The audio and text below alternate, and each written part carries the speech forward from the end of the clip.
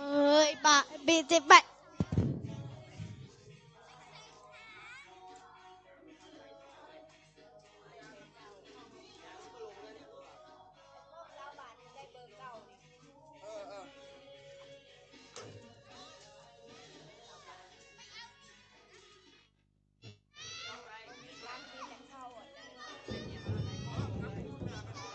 Bên Hải Thọt này cả Hải Thọt này cả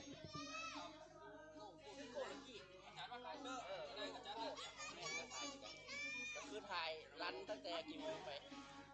ตอนนี้เดี๋ยวรันตอนนี้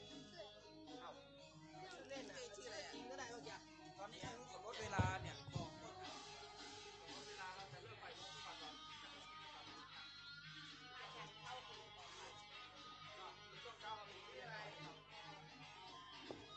บอกเขาไป ไม่บ้านแล้วเยี่ยน แต่ กัน ว่า นะ เขานี่ได้โก้ใช่ไหมโก้ใช่ไหม เยี่ยนก็ได้ก็ลูกหักกันเข้ากิน ชื่อจริงเมื่อกี้ชื่ออะไรอ่ะเขาจะแจ้งกันว่าเขามีจัด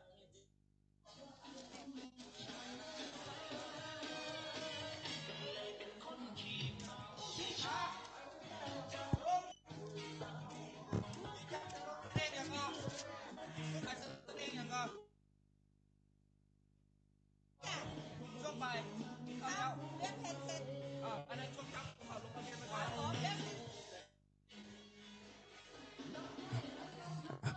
ประชาสัมพันธ์นะครับช่วงเช้าให้ละออนที่ไหนก็ได้มาลงทะเบียนก่อน แล้วก็กิจกรรมเขาจะมีช่วงบ่ายนะครับมาต้องฟังเด้อช่วงเช้าลงทะเบียนก่อนใครมาลงทะเบียนก่อน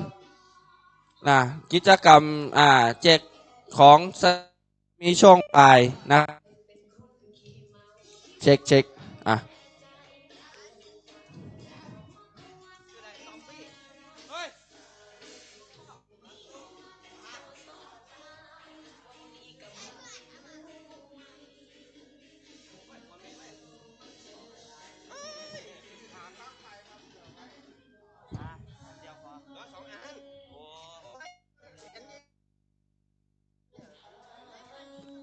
เขียนใหญ่ๆเขียนตัวใหญ่ๆเขียนตัวงามๆ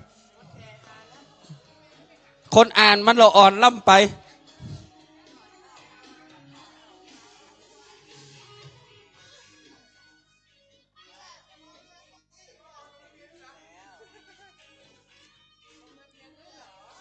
อ่ะ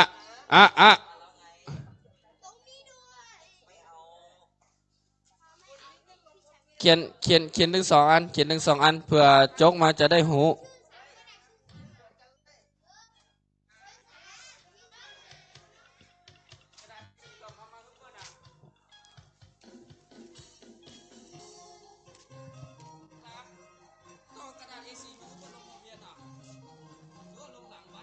งหลังบัตรไปเลยตุ๊มันบ่มีสมุดนะกะ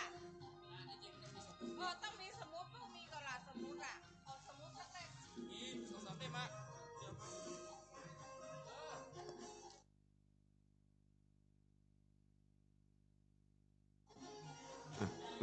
มาลงทะเบียนก่อนเดี๋ยวเนอะเดี๋ยว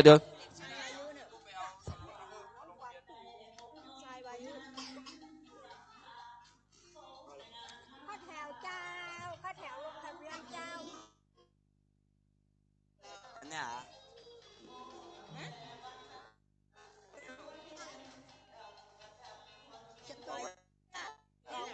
มาแหวนนะเขียนตัวใหญ่ยิ่งอ่ะจับเขียนตัวใหญ่ยิ่งอ่ะมาลงไหนจับน้อง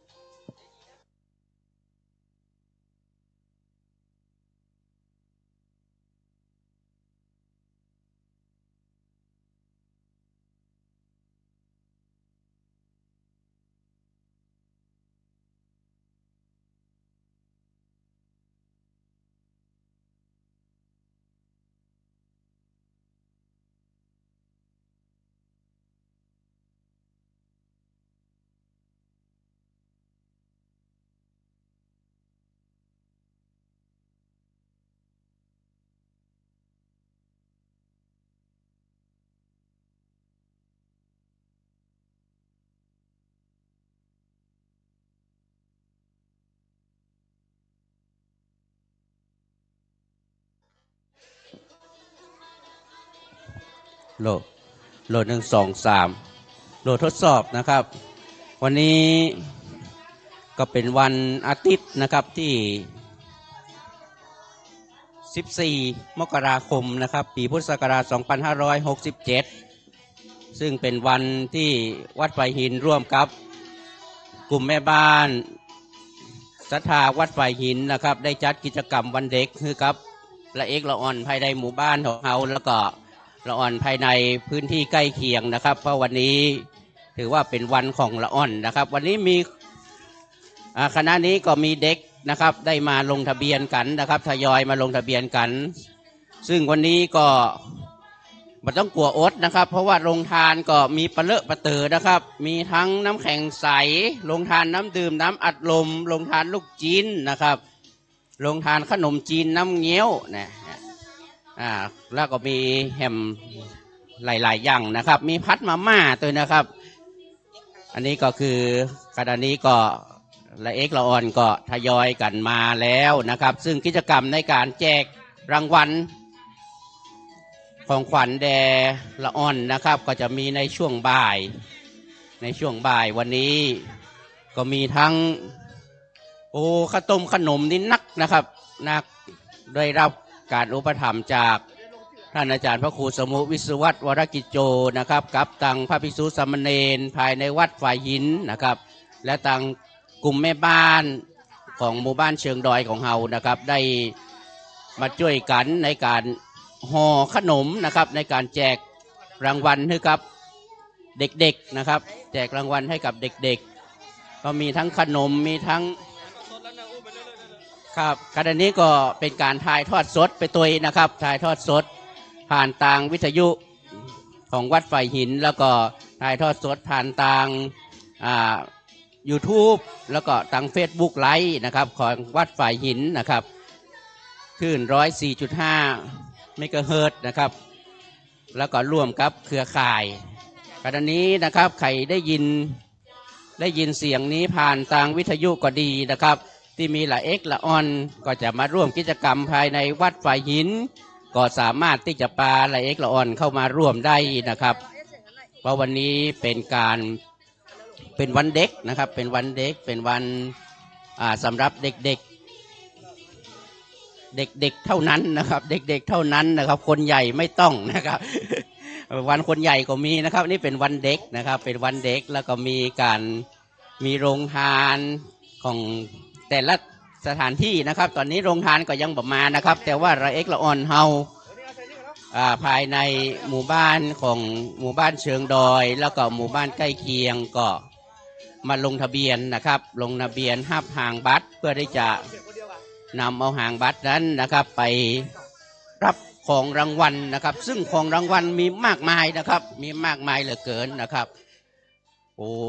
จะบปอนะครับรางวัลนี่โอ้รางวัลนี่ฮับเยอะแยะเลยครับรางวัลเยอะแยะเลยครับครับครับและเอกละอ่อนนะครับเด็กๆนะครับที่ได้ลงทะเบียนแล้วนะครับได้เก็บหัวบัตรไว้ตัวเองนะครับได้เก็บหางบัตรไว้ด้วยเพราะว่าหางบัตรของหนูมีค่านะคะ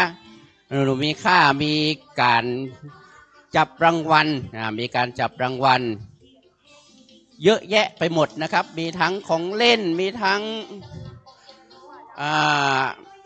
ขนมนะครับมีทั้งขนมมาม่านมเยอะแยะไปหมดนะครับตอนนี้ก็ทางคณะกรรมการหมู่บ้านและคณะกรรมการวัดนะครับได้ช่วยกันจัดอยู่เพื่อที่จะในการสร้างความสุขให้กับเด็กๆนะครับสร้างความสุขให้กับเด็กๆเพราะว่ากิจกรรมนี้ถือว่าเป็นกิจกรรมสำหรับเด็กๆโดยเฉพาะนะครับสำหรับเด็กๆโดยเฉพาะ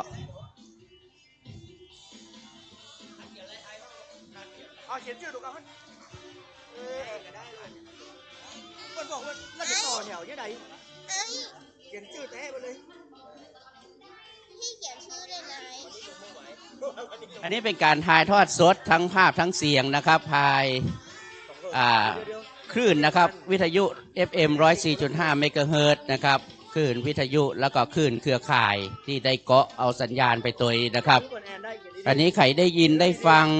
ผ่านทางวิทยุก็ดีนะครับที่มีละเอกละอ่อนที่อยู่ตามใกล้ตามเคียงกันนะครับสามารถนำเอาเด็กมาร่วมกิจกรรมภายในวัดไฟหินได้นะครับภายในวัดไฟหินได้ขณะนี้ก็เด็กๆก็มาทยอยกันเข้ามาแล้วนะครับทยอยกันเข้ามาในการลงทะเบียน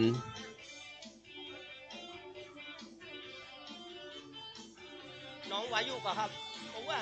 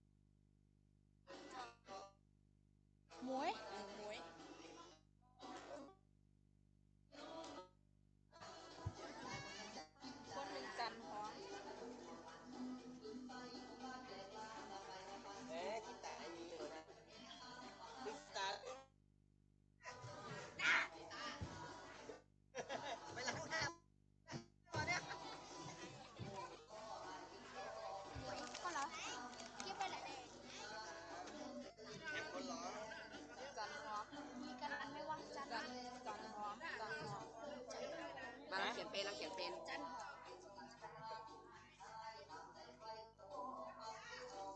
น้องๆที่ลงทะเบียนแล้วเสียนี่ไปคนละอันนะครับ เอาด้วยนะเอาอะไรคนละอันใครอยากอะไรอันนั้นเลือกเอาเลย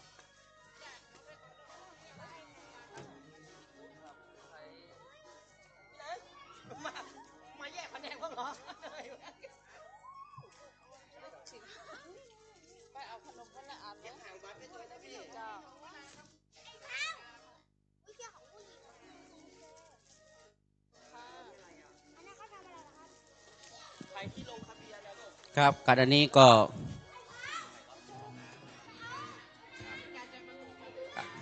ครับคุณกันนิกาใจมาตุ่นนะครับกับแม่หลวงลานะครับ ได้เอาขนมมาร่วมนะครับ ในการแจกละเอกละอ่อนของเฮานะครับ นะครับ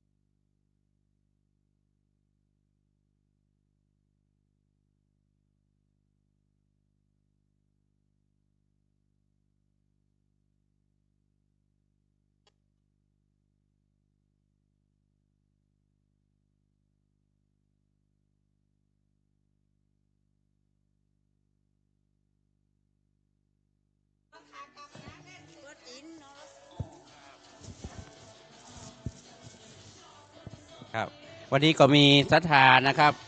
โอ้มีของขวัญนะครับจากของยายจิ๋นนะครับได้สุขสันต์วันเด็กนะครับขอให้เด็กๆทุกคนมีความสุขนะครับของขวัญกล่องนี้เป็นของอุ้ยจิ๋นนะครับอุ้ยจิ๋นนะครับได้นำเอาของขวัญมาร่วมในการแจกละอ่อนนะครับอันนี้ก็เด็กๆก็ได้ทยอยกันมาแล้วนะครับส่วนวันนี้ก็มีโรงทานกันมากหน้าหลายตานะครับมีทั้งขนมจีนน้ำเงี้ยวโรงทานข้าวเงี้ยวนะครับโรงทานมาม่าพัดนะครับมาม่าพัดดังนั้นละอ่อนที่มาร่วมกิจกรรมในวันนี้เนี่ยโอ้มีของกินนะครับมีขนมแจกมีน้ำแจกนะครับครับมีน้ำแจกโอ้นี่ก็ได้มาหอมตัวเองนะครับในการที่จะมาแจกขนมให้กับละอ่อนนะครับ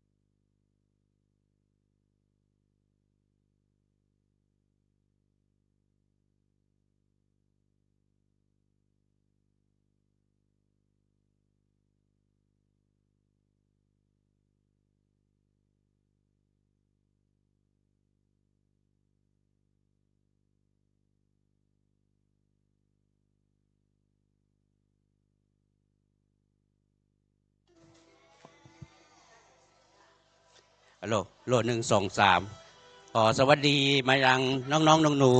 ๆทุกท่านนะครับ วันนี้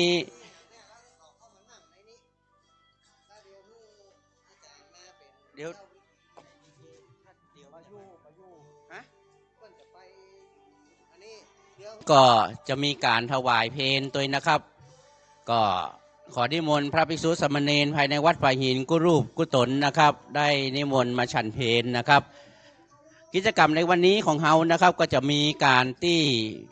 จะเริ่มในช่วงบ่ายนะครับ แต่ว่าช่วงเช้านี้ก็จะเป็นการแจกรางวัลนะครับ จะมีในช่วงบ่าย แล้วก็ช่วงเช้านี้ก็จะเป็นการที่น้องๆหนูๆก็จะมาร่วมกิจกรรมในการลงทะเบียนก่อนนะครับ เพราะว่าวันนี้ก็แห่งกรรมหนึ่งนะครับโรงทานต่างๆก็จะทยอยกันเข้ามานะครับทยอยเข้ามาวันนี้ก็กลัวแจกกลัวอย่างนี้มีนักนะครับมีนักนะครับขนมนะครับขนมนมเนยในการที่จะแจกแก่น้องๆหนูๆก็มีเยอะแยะนะครับภายได้รับการอุปถัมภ์จากท่านอาจารย์พระครูสมุวิศวัตวรกิจโจท่านเจ้าวาดวัดฝายหินพร้อมกับพระภิกษุสงฆ์องค์สามเณรภายในวัดนะครับก็ได้พร้อมกับกลุ่มแม่บ้านนะครับของหมู่บ้านเชิงดอยสุเทพนะครับหมู่บ้านฝ่ายหินนะครับได้มาร่วมกันในการที่จะจัดเตรียมขนมนะครับในการแล้วก็ของขวัญนะครับในการแจกน้องๆหนูๆที่ได้เข้ามาร่วมกิจกรรมงานวันเด็กที่วัดฝายหินได้จัดขึ้นในคราวครั้งนี้นะครับก็มีมากมายนะครับพร้อมกันนั้นก็จะมีทางวัดนะครับร่วมกับลุงเลิศนะครับแล้วก็ป้าน้อยนะครับได้หอมนะครับได้หอมมาในการที่จะมาเป็นของขวัญนะครับจำนวน500 บาทแล้วก็แล้วก็วัดฝายหินนะครับแล้วก็จะมีของขวัญวันเด็กนะครับเป็นอันนี้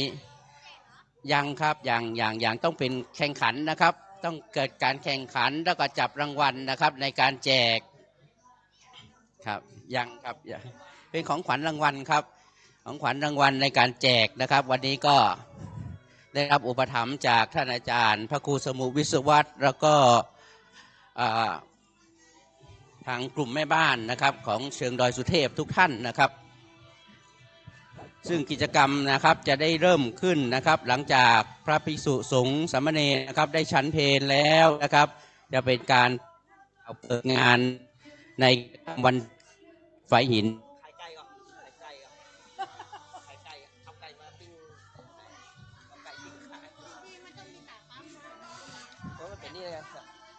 ครับน้องๆนะครับได้เก็บหางว่าวนะครับตั๋วลงทะเบียนไว้ด้วยนะครับที่เก็บไว้นะครับเลขลงทะเบียนนะครับจะได้มารับรางวัลนะครับ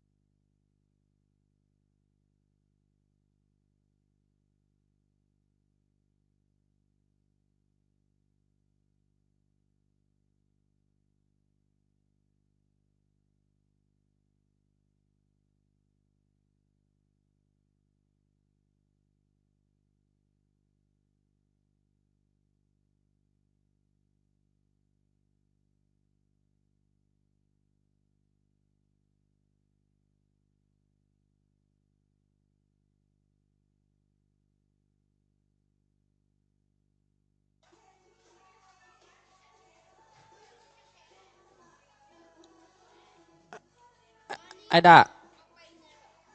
ไอ้ฐานไม้อยู่ไหนตะกี้โอ้ยโอ้ยระวังล้ม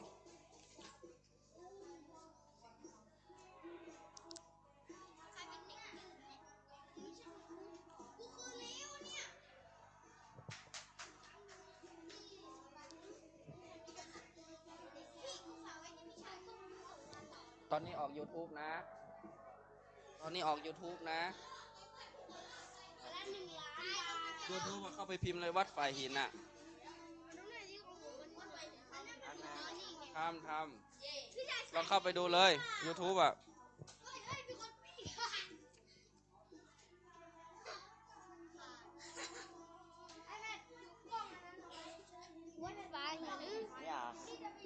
น่าเห็นไหม เห็นไหม ออก YouTube บอกแล้วทั่วโลกด้วย ออกยูทูบไปออกยูทูบเลยเนี่ยไปตึงรัดเลยเนี่ยไปออกยูทูบเลย ละเอ็ดละอ่อนเฮานะวันนี้ ตอนนี้ลงทะเบียนก่อน เนี่ยสักกรรมนะครับ จะมีการถวายเพลงโฮงตาลกำลังเตียวขึ้นมากำลังทยอยกันขึ้นมานะครับ เดี๋ยวสักกรรมหนึ่งเขาก็จะลงทะเบียนแล้วก็ช่วงเพลงมาก็มาถวายเพลงแล้วก็แจกของก็มีการแสดงก็มีการสุ่มรางวัลนะครับ วันนี้กับโน้ตการคร่าวๆนะเนอะใครขึ้นมาแล้วยังบ่ได้ลงทะเบียนเตื้อยังบ่ได้ใบเตื้อนะครับมันจะมีใบนะครับใบเลขนะครับคือไปดงที่ตังเข้าศาลาเนาะมีไอ้ด้านะครับเป็นคนลงทะเบียนฮื้อนะครับวันนี้ของรางวัลมีนักมีหลายมากันเนอะในหมู่บ้านนะครับมากันวันนี้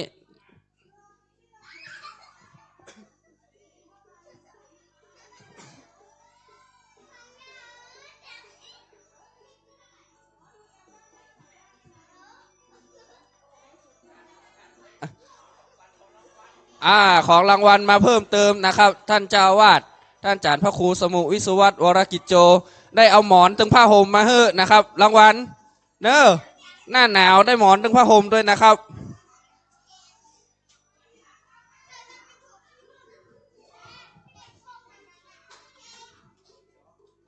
เด็กๆอย่าตะใกล้ตรงนั้นนะระวังมันโดนสายไฟขยับมาด้านนอกหน่อย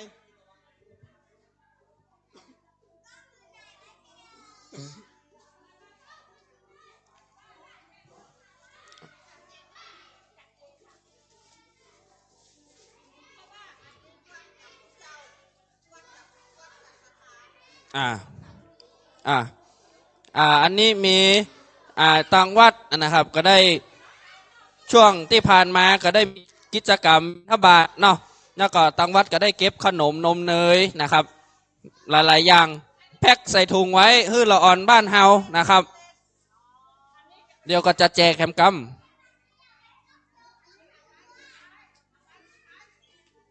ทุกคนเลย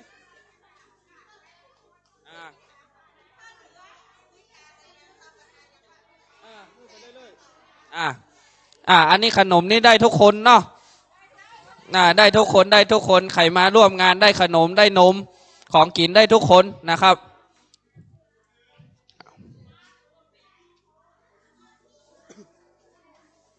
มาเนอะมาลงทะเบียนกันก่อน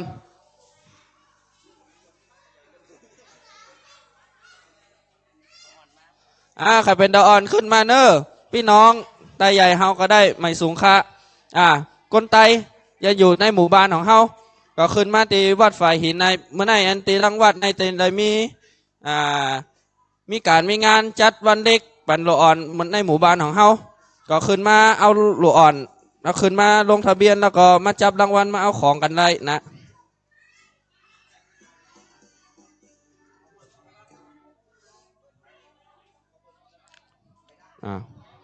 มีโฮงตาลมีโรงทานด้วยนะครับ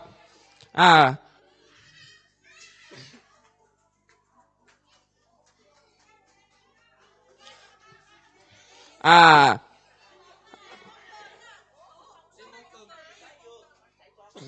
โมงหมออ๋อ10 โมงถึงเนาะขอประชาสัมพันธ์นะครับขอนิมนต์พระภิกษุสงฆ์สามเณรทุกรูปนะครับที่อยู่ในวัดฝายหินอาคันตุกะก็ดีนะครับมาพักนิมนต์มาที่ศาลาใหญ่นะครับศาลาอเนกประสงค์ของวัดเฮานะครับจะได้มีการถวายเพลแล้วก็มาฉันเพลกันนะครับตึงตุ้เจ้าตึงสามเณรนะครับทุกรูปเลยนะครับเวลา10 โมงครึ่งนะครับนิมนต์นะครับว่าวันนี้ต่างศรัทธาเจ้าบ้านของเฮาที่ได้เอาลงทานมาโดยเอาอย่างมาโดยมีจิตเจตนาศรัทธานะครับจัดถวายเพลนะครับคือทุเจ้าพระสงฆ์สามเณรในวัดฝ่ายหินนะครับในเวลา10 โมงครึ่งนะครับนิมนต์ขอมาฉันเพลโดยนะครับมาคือกำลังใจละเอ็ดละออนของบ้านเฮาก็ดีนะครับพ่อแม่พี่น้องศรัทธาที่มาเปิดโรงทานนะครับ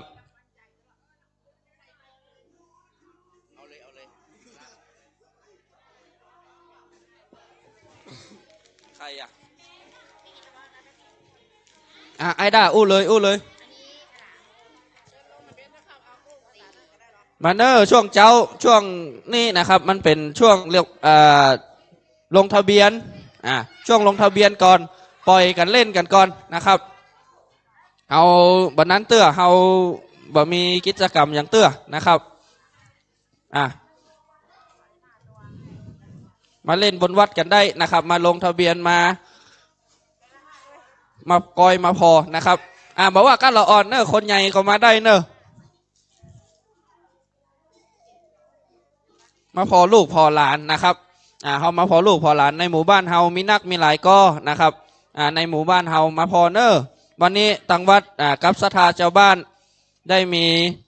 จัดกิจกรรมเพื่อละอ่อนนะครับคนเฒ่าคนแก่ในหมู่บ้านเฮานะครับที่ฟังทางวิทยุอยู่ก็ดีทาง YouTube ก็ดีนะครับถ้ามีว่าอยู่บ้านมาจ้างญาติหยังนะครับขึ้นมาพอละอ่อนบ้านเฮานะครับจะมีจัดกิจกรรมอย่างคือละอ่อนโดยนะครับบ้านเฮามีละอ่อนนักละอ่อนหลายก็ขึ้นมาพอกันได้นะครับ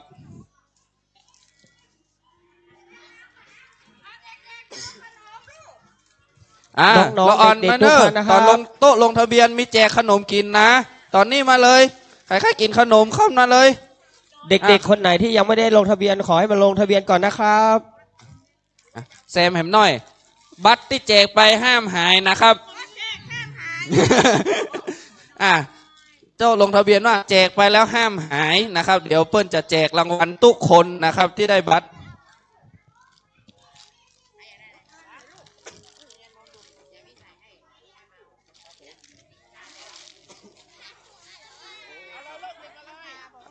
สาธุครับท่านเจ้าวาดท่านได้เอารางวัลมาให้แหมยางนะครับข้าวสารตัวนะครับกุ้มตึงหมู่บ้านนะครับท่านอาจารย์ท่านเจ้าวาดได้เอารางวัลเพิ่มขึ้นเรื่อยๆนะครับตึงข้าวสารตึงหมอนตึงผ้าห่มนะครับท่านรองก็มี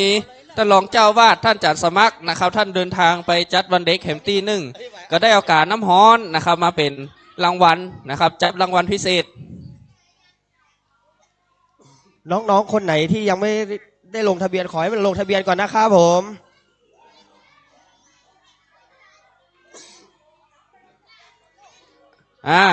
โต๊ะประชาสัมพันธ์นะครับเพิ่งมาลงทะเบียนเนอร์มาจากตังใดมาเลยนะครับละอ่อนจัด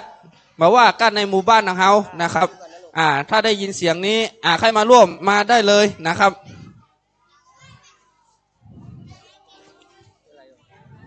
ชื่อไปเลยก็ได้ลูกชื่อไปเลยก็ได้ชื่ออะไรลูกขอมันต้องแบ่งเป็นของ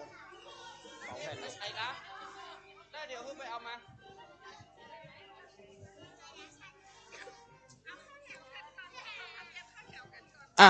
เน้นแสงอยู่ไหนเน้นแสงอยู่ตั้งใด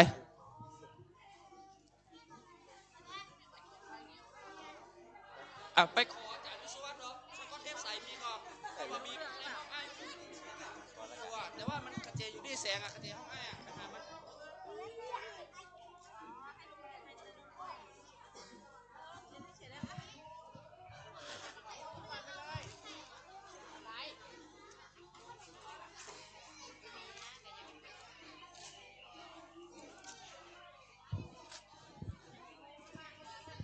ฮัลโหลโหลด1 2 3นะครับขออนุญาตประชาสัมพันธ์นะครับทางคนใหญ่ภายในหมู่บ้านของเฮานะครับ ที่จะได้มาบอกว่าจะเป็นกลุ่มแม่บ้านเองก็ดีนะครับ คนเฒ่าคนแก่แล้วก็ผู้ใหญ่นะครับในหมู่บ้านเชิงดอยฝายหินของเฮานะครับ วันนี้เฮาจะได้มาร่วมกันในการจัดกิจกรรมให้กับละเอกละอ่อนนะครับ ลูกหลานของเฮาที่อยู่ภายในหมู่บ้านแล้วก็ละเอกละอ่อนที่ได้มาร่วมกิจกรรมในการจัดงานวันเด็กของวัดฝายหินในวันนี้นะครับ วันนี้ก็จะมีการร่วมกันนะครับ ในการที่จะแจกของขวัญนะครับแจกของขวัญให้น้องๆหนูๆที่ได้มาร่วมงานนะครับน้องๆหนูๆเพราะว่าถือว่าเป็นวันของเด็กๆนะครับเป็นวันของเด็กๆนะฮะฉะนั้นผู้ใหญ่ที่อยู่ภายในหมู่บ้านเฮานะครับที่จะอยากมาร่วมกิจกรรมในการที่จะมาจัดกิจกรรมในการสร้างความสุขให้กับน้องๆหนูๆนะครับก็คือเชิญขึ้นมาได้นะครับภายในวัดฝายหินนะครับอีกทั้งพ่อแม่พี่น้องนะครับที่ได้รับฟังผ่านสถานีวิทยุนะครับ 104.5 เมกะเฮิรตซ์นะครับที่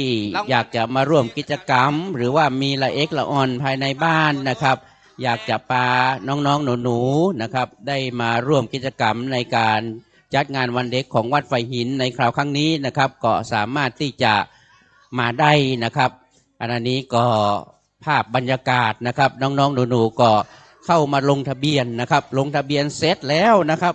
ฮับขนมไปกินตัวนะครับฮับขนมไปกินตัวมีทั้งน้ำมีทั้งขนมนะครับน้ำหวานน้ำดื่มนะครับมีเยอะแยะนะครับตอนนี้ก็วันนี้ก็มีโรงทานที่รับเป็นเจ้าภาพโรงทานมากนะครับก็เริ่มทยอยกันมานะครับในการที่จะมาขอตังค์หน่อยเนอะไม่ว่าจะเป็นโรงทานน้ำแข็งใสนะครับน้ำแข็งใสซึ่งเป็นที่โปรดปรานนะครับของทุกเพศทุกวัยนะครับทุกเพศทุกวัยก็มีการน้ำแข็งใสนะครับวันนี้ที่ได้เดินทางมานะครับภายในวัดฝายหินนะครับเห็นกิจกรรมน้องๆหนูๆได้มาเต็มภายในวัดนะครับเริ่มทยอยกันมาวันนี้เป็นการจัดกิจกรรมวันเด็กนะครับวันเด็กซึ่งเมื่อวานก็ถือว่าเป็นวันเด็กแห่งชาตินะครับแต่ว่าวันนี้ทางวัดฝายหินก็โดยการดำริของท่านอาจารย์พระครูสมุวิศวัตรวรกิจโจท่านเจ้าวาดวัดฝายหินนะครับว่าเมื่อวานเป็นวันเด็กให้น้องๆหนูๆได้ไปรับของแจกนะครับแล้วก็ไปร่วมกิจกรรมวันเด็กที่แต่ละสถานที่นะครับได้จัดกิจกรรมวันเด็กนะครับเพราะว่าก็ได้มาดำริเอาวันอาทิตย์นะครับซึ่งเลยวันเด็กมา1 วันนะครับในการจัดกิจกรรมวันเด็กให้กับน้องๆหนูๆนะครับน้องๆหนูๆเพราะว่ากิจกรรมวันเด็กก็จะมีการแจกของขวัญของรางวัลนะครับน้องๆหนูๆที่ลงทะเบียนแล้วนะครับอย่าลืมทิ้งหางบัตรนะครับอย่าทิ้งหางบัตรนะครับต้องเก็บหางบัตรไว้ดีๆนะครับเพราะว่าจะมีการแจกของรางวัลนะครับแจกของรางวัลนะครับแล้ววันนี้ก็จะมีการจัดกิจกรรมในการแข่งขันนะครับก็จะมีของรางวัลมากมายได้รับการอุปการะจากผู้มีจิตศรัทธานะครับในการที่จะมอบของรางวัลให้กับน้องๆหนูๆนะครับไม่ว่าจะเป็นท่านอาจารย์พระครูสมุวิศวัตรวรกิจโจท่านเจ้าวาดวัดฝายหินคณะผู้ใหญ่นะครับผู้ใหญ่ภายในหมู่บ้านของเรานะครับได้เตรียมของขวัญมาเพื่อจะมาแจกให้กับน้องๆหนูๆนะครับเยอะแยะไปหมดนะครับเยอะแยะไปหมดฉะนั้นไม่ต้องห่วงนะครับได้ของรางวัลทุกคนนะครับได้ของรางวัลทุกคนส่วนกิจกรรมนั้นก็จะมีการแข่งขันกิจกรรมอาจจะเป็นกิจกรรมการเป่าลูกโป่งแข่งกันนะครับก็จะมีของรางวัลให้เหมือนกันนะครับมีของรางวัลให้เหมือนกันอาจจะเป็น รางวัลอาจจะมีทั้งตุ๊กตานะครับมีทั้งตุ๊กตาแล้วก็ขนมนะครับขนมนี้ทางกลุ่มแม่บ้านเชิงดอยวัดฝายหินนะครับกลุ่มแม่บ้านวัดฝายหินก็ได้มาเตรียมนะครับเตรียมงานเตรียมของใส่ถุงนะครับเตรียมของใส่ถุงเพื่อที่จะมาแจกน้องๆหนูๆไว้นะครับทางกลุ่มแม่บ้านนะครับแล้วก็มีเรียกว่ามีของรางวัลไม่ว่าจะเป็นของรางวัลเป็นตุ๊กตาขนมนมเนยหรือแม้แต่พ็อกเก็ตมันนี่นะครับพ็อกเก็ตมันนี่เรียกว่ามีสตังค์นะครับเพื่อที่จะมาให้น้องๆหนูๆเอาไปซื้อขนมนะครับเอาไปซื้อขนมก็มีเหมือนกันนะครับได้รับอุปการะจากเมื่อกี้ท่านอาจารย์พระครูสมุวิศวัตรได้นำเอาเรียกว่าซองนะครับซองของขวัญนะครับพ็อกเก็ตบันนี่นะครับเพื่อที่จะมาแจกน้องๆหนูๆนะครับในการร่วมกิจกรรมในครั้งนี้นะครับก็ได้เตรียมไว้25ซองนะครับ25ซองก็คือจะเป็นการแข่งขันนะครับจะเป็นการแข่งขันในการที่จะจัดกิจกรรมนะครับกิจกรรมเพราะว่าการแข่งขันก็จะมีอาจจะมีมากนะครับมากเลยอาจจะเป็นแข่งขันเป่าลูกโป่งนะครับใครเป่าแตกก่อนนะครับหรือว่าของกิจกรรมการทายปัญหานะครับกิจกรรมการทายปัญหาก็จะมีการแจกของขวัญของรางวัลนะอันนี้ก็น้องๆหนูๆก็เริ่มทยอยกันเข้ามาแล้วนะครับที่ไหนมีเด็กนะครับที่นั้นก็จะมีความสดใสนะครับที่ไหนมีเด็กก็จะมีความสดใสเหมือนกับบ้านไหนมีเด็กๆนะครับเหมือนกับความสดใสก็จะเกิดขึ้นภายในบ้านนั้นนะครับเพราะว่าเด็กๆนี่เป็นเหมือนกับเป็นอนาคตนะครับเป็นอนาคตส่วนผู้ใหญ่นั้นก็เรียกว่าได้นับเวลาถอยหลังนะครับเด็กๆนี่ถือว่าเป็นอนาคตในการที่จะช่วยกันสร้างนะครับสร้างไม่ว่าจะเป็นสร้างครอบครัวสร้างภายในหมู่บ้านจังหวัดอำเภอจังหวัดรวมทั้งประเทศนะครับแล้วก็โลกนี้นะครับให้งดงามนะครับให้งดงามต่อไป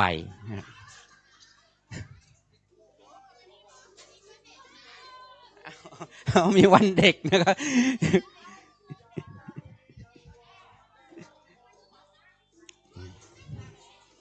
วันนี้ก็ถือว่าเป็นการกิจกรรมนะครับการจัดกิจกรรมนะครับของผู้ใหญ่ภายในหมู่บ้านของเรานะครับภายในหมู่บ้านของเราแล้วก็ผู้ใหญ่ที่ใจดีนะครับ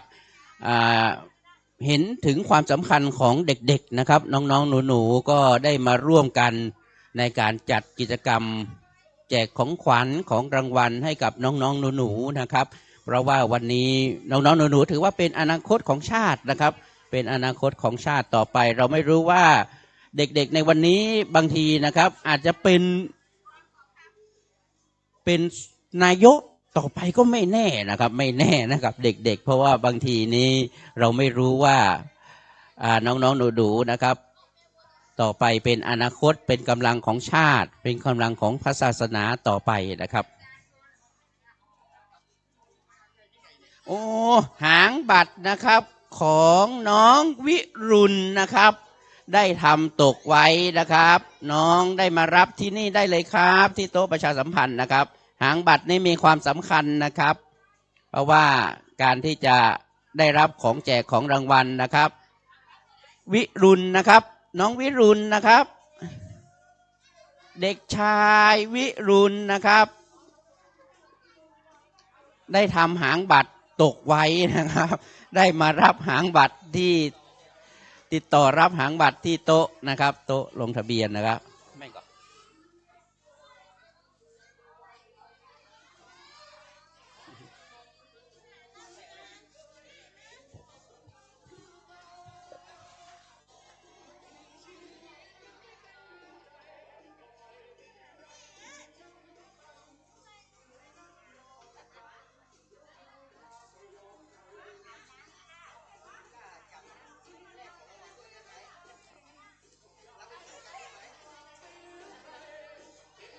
อันนี้ก็ต้องขอขอบคุณนะครับผู้ใหญ่ภายในหมู่บ้านของเรานะครับก็ไม่ได้ละเลยนะครับไม่ได้ละเลยเห็นถึงความสำคัญของน้องๆหนูๆนะครับได้มาช่วยนะครับไม่เป็นช่วยแรงแข่งขันนะครับในการจัดกิจกรรมนะครับในการจัด เตรียมสถานที่นะครับ ในการเตรียมสถานที่จะเตรียมของขวัญนะครับ ในการแจกน้องๆหนูๆนะครับ ก็ต้องขอขอบคุณนะครับทุกท่านนะครับ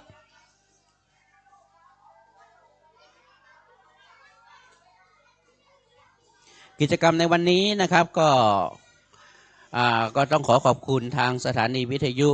104.5 เมกะเฮิรตซ์วัดไฟหินนะครับแล้วก็สถานีวิทยุที่เป็นสหัตถมิตรกันนะครับเป็นเพื่อนร่วมเครือข่ายเดียวกันนะครับได้เกาะสัญญาณไปในการถ่ายทอดสดกิจกรรมในการจัดงานวันเด็กของวัดไฟหินขณะนี้ก็มีโรงทานนะครับโรงทานก็เริ่มที่จะทยอยมาแล้วนะครับกลิ่นหอมนะครับกลิ่นหอมโรงทานข้าวเงี้ยวนะครับก็ได้เดินทางมาแล้วนะครับโรงทานขนมจีนน้ำเงี้ยวนะฮะได้เดินทางมาเป็นที่เรียบร้อยแล้วนะครับอันนี้กำลังจัดเตรียมอยู่นะครับแต่ตอนนี้ก็ยังไม่ได้แจกนะครับก็ขอนิมนต์พระนะครับถ้าเกิดว่าเจ้าศรัทธามาแล้วก็มารับนะครับมารับในการให้พรนะครับโรงทานเพื่อได้จะการจัดถวายเพลก่อนนะครับพอจัดถวายเพลเสร็จพระรับเสร็จก็จะมีการแจกนะครับแจกให้เด็กๆน้องๆหนูๆได้กินนะครับ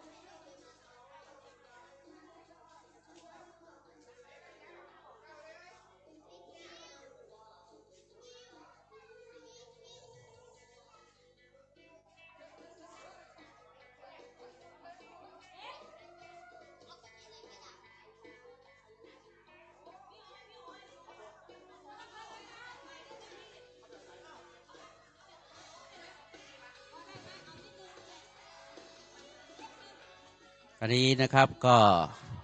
เด็กๆก็ได้ทยอยมาแล้วนะครับเด็กๆได้ทยอยมาเยอะแยะไปหมดนะครับเขาบอกว่าที่ไหนมีเด็กๆนะครับความชุ่มชื้นนะครับของหัวจิตหัวใจก็เกิดขึ้นนะครับเหมือนกับเขาบอกว่าร้านไหนนะครับที่จะทำงานค้าขายนะครับถ้ามีเด็กๆนะครับรู้สึกว่ามีความสดชื่นนะครับมีความสดชื่นอันนี้นะครับก็มีเด็กอีกหนึ่งคนนะครับในการมา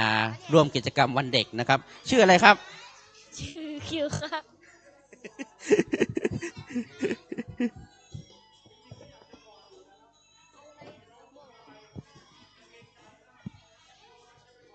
น้องๆคนไหนที่ทำบัตรมารับได้ที่ลงทะเบียนได้แล้วนะครับผมน้องๆคนไหนลองดูบัตรของตัวเองที่หายนะครับน้องๆเบอร์12นะครับเบอร์12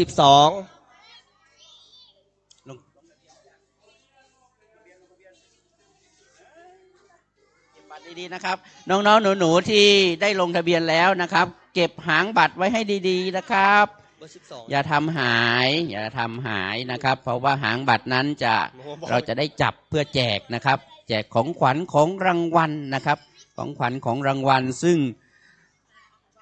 มีเยอะแยะนะครับได้ทุกคนนะครับของขวัญของรางวัลนะครับเมื่อเข้ามาถึงสถานที่แล้วนะครับมีทั้งขนมนะครับลงทะเบียนเสร็จก็มีทั้งขนมแจกนะครับมีโปเต้มีปาปริก้านะครับหยิบได้เลยนะครับหยิบได้เลยสิ้นเดือนนะครับปีโป้ก็มีนะครับปีโป้ครับ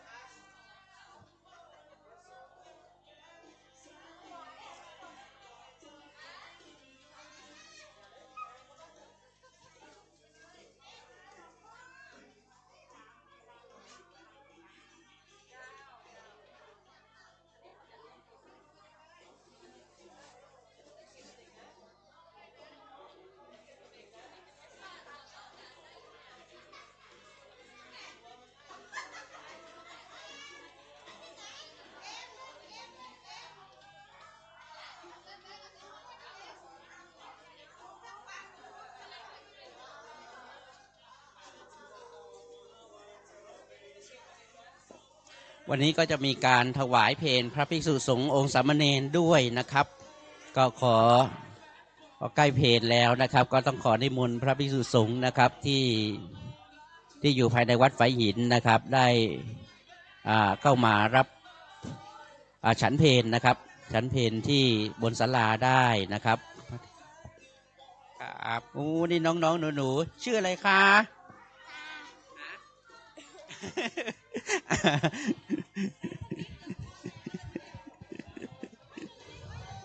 ครับเก็บดีๆอันนี้ก็โรงทานนะครับก็ได้ทยอยมาแล้วนะครับโรงทานได้ทยอยมานะครับเริ่มมีความคลึกครื้นนะครับ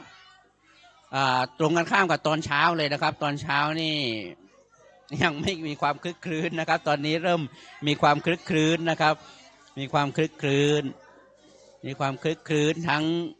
เด็กๆนะครับเริ่มทยอยกันเข้ามานะครับในสถานที่จัดกิจกรรมภายในวัดไฝหินนะครับซึ่ง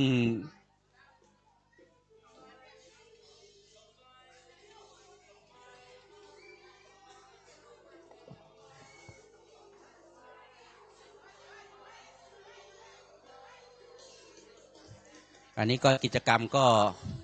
ทางผ่านถ่ายทอดนะครับทั้งภาพทั้งเสียงนะครับกิจกรรมต่างๆนะครับตอนนี้ก็มีทั้งผู้หลักผู้ใหญ่นะครับผู้ใหญ่ภายในหมู่บ้านนะครับได้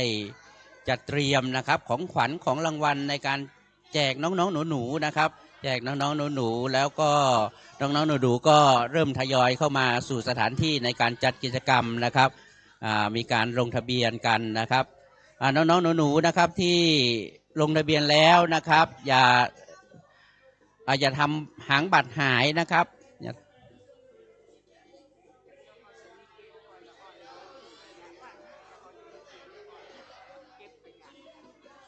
เก็บขยะ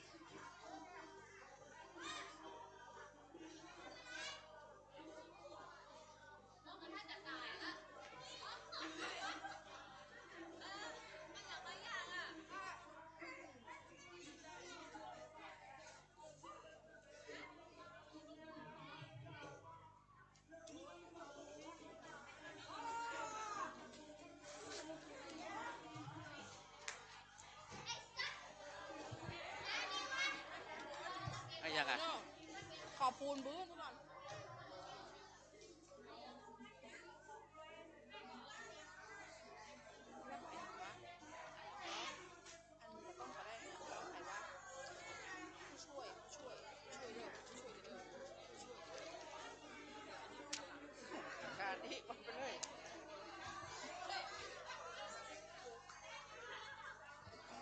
กิจกรรมในครั้งนี้นะครับจะได้รับความอุปถัมภ์นะครับจากท่านอาจารย์พระครูสมุวิศวัตวรกิจโจท่านเจ้าวาดวัดไฝหินนะครับพระภิกษุสงฆ์องค์สามเณรทุกรูปภายในวัดไฝหินนะครับผู้ช่วยผู้ใหญ่บ้านนะครับกลุ่มแม่บ้านหมู่หนึ่งทุกท่านนะครับแล้วก็ชาวบ้านนะครับ หมู่ที่1ทุกท่านนะครับที่ได้ร่วมกันนะครับในการสนับสนุนในการจัดกิจกรรมในวันเด็กในปีนี้นะครับได้มาร่วมแรงร่วมใจกันนะครับได้มาร่วมแรงร่วมใจกันในการจัดกิจกรรมเพื่อให้ความสุขนะครับให้ความสุขสำหรับเด็กๆนะครับให้ความสุขสำหรับเด็กๆเพราะว่าวันนี้เป็นวันของเขานะฮะเป็นวันของเขาเป็นวันของเด็กๆนะครับซึ่งช่วงอีกสักพักนะครับบ่ายๆนะครับก็จะมีการจัดกิจกรรม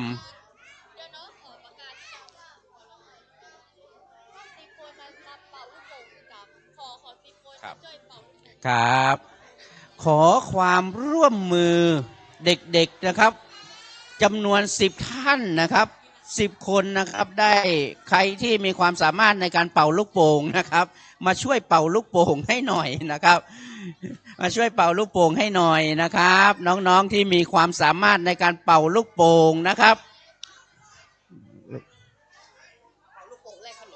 ฮะเป่าลูกโป่งนะครับแลกขนมนะครับใครเป่าลูกโป่งนะครับได้เล1 ห่อ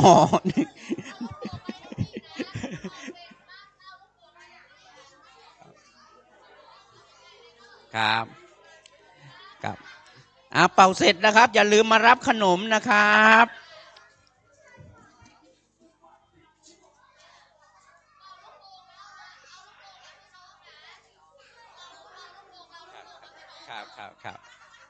ครับเป่าลูกโป่งแล้วนะครับน้องๆนะครับเป่าเสร็จแล้วก็เอามาให้คุณพี่เสื้อสีขาวนะครับแล้วคุณพี่ก็ต้องแจกขนมด้วยนะครับแจกขนมเลด้วยนะครับ1 ห่อนะครับแจกขนมให้เด็กๆที่เป่าลูกโป่งนะครับเนี่ย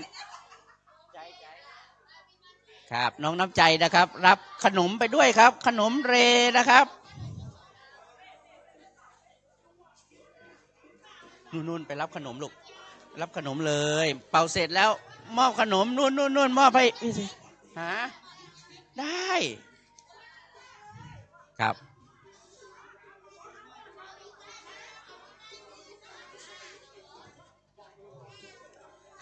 อย่าลืมหนังยางนะครับหนังยางมัดนะครับเอาไปข้างหน้านะครับเอาไปข้างหน้านะครับเป่าเสร็จแล้วนะครับมอบให้คุณพี่เสื้อสีขาวนะครับแล้วก็รับขนมเลไปด้วยนะครับโอ้โหนะครับเป่าเสร็จแล้วนะครับต่อแถวแล้วก็มอบนะครับ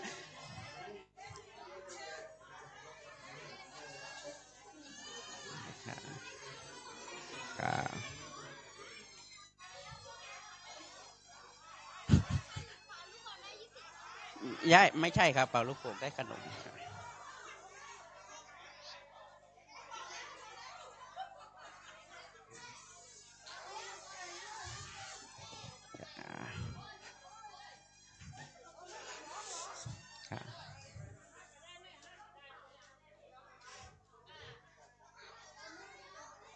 เป่าเสร็จแล้วนะครับอย่าลืมรับขนมด้วยนะครับรับขนมด้วยนะครับเลือกเอานะครับ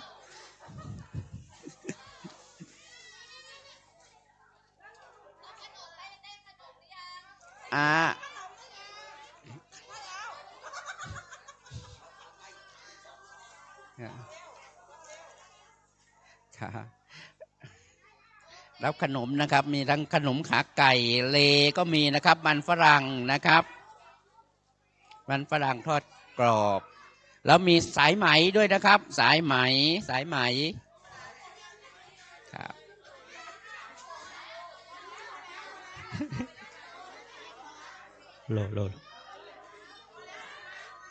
น้องๆที่รับประทานอาหารหรือว่าเป็นเศษอาหารนี่กรุณาเก็บ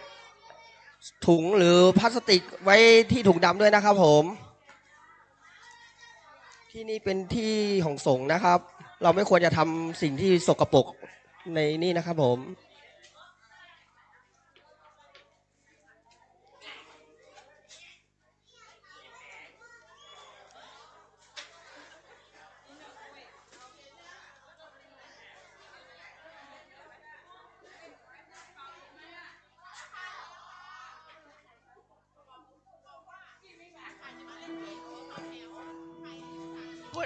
จะถวายทุกเจ้ากะอันนี้ก็จะมีการถวายเพลนะครับ พระสงฆ์องค์สามเณรภายในวัดฝ่ายหินนะครับ วันนี้ก็ทางเจ้าบ้านนะครับหมู่ที่1นะครับก็ได้มาร่วมกันนะครับในการจัดกิจกรรมในการที่จะจัดงานวันเด็กให้กับน้องๆหนูๆนะครับ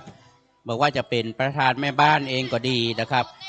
แล้วก็กลุ่มแม่บ้านกลุ่มสตรีนะครับแล้วก็ประธานอสมนะครับก็ได้มาร่วมกันนะครับในการจัดกิจกรรมในคราวครั้งนี้โดยนะครับก็ต้องขอขอบคุณนะครับผู้หลักผู้ใหญ่ทุกท่านนะครับที่มาร่วมกับกิจกรรมนะครับเพื่อได้อยากคืนความสุขให้กับน้องๆหนูๆนะครับน้องๆหนูๆซึ่งถือว่าเป็นอนาคตของชาติของเรานะครับ กูชอบเตะเอวอ่ะเร็ว เจ๊หนูละหุบก็ดีนะ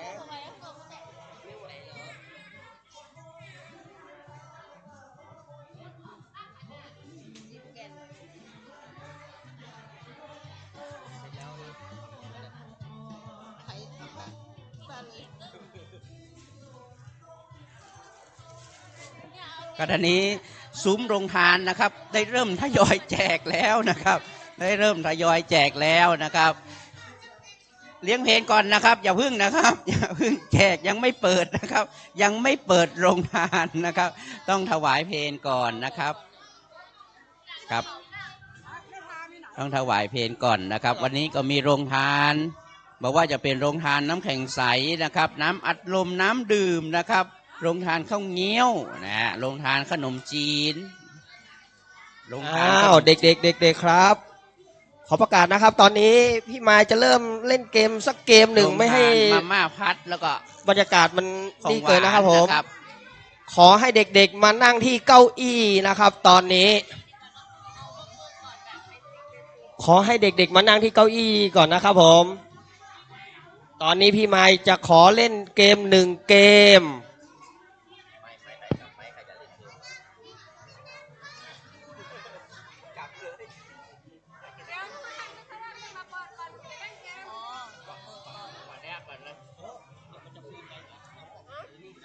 เอาเบสิกก่อน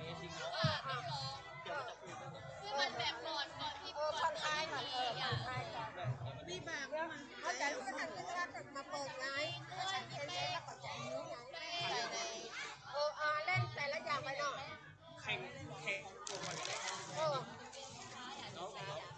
เอาเบาๆไปก่อนนะลูก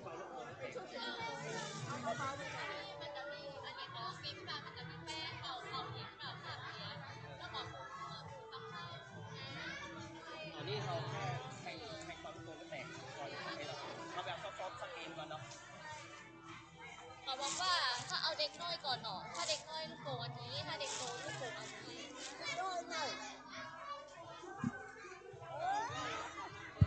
ฮัลโหลฮะโอเคอ่ะสวัสดีค่ะ ลงทะเบียนกันหรือยังใครยังไม่ได้ลงทะเบียนบ้างยกมือขึ้นใครยังไม่ได้ลงทะเบียนบ้างใครลงทะเบียนแล้วยกมือขึ้นโชว์หางบัตรหน่อยหางบัตรอยู่ไหนฮัลโหลหางบัตรอยู่ไหนมีไหนหางบัตรอยู่ไหนหางบัตรอยู่ไหนโชว์หน่อยหางบัตรอยู่ไหนตอนนี้